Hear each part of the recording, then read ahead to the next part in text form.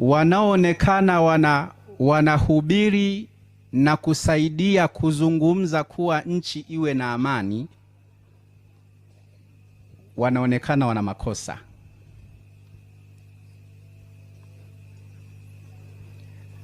Wanaozungumza na kusaidia kuhakikisha usiku na mchana amani inapatikana katika nchi ya Tanzania, katika mitaa yetu, katika majumba yetu, wanaonekana hawako sawa. Allah anasema hivi: A'udhu billahi minash shaitani rajim, watawaanu ala albirri wattaqwa wala tawaanu ala alithmi waludwan. Tumeamrishwa sisi tusaidiane katika yale yaliyokuwa ya haki, ikiwemo na kuizungumza amani,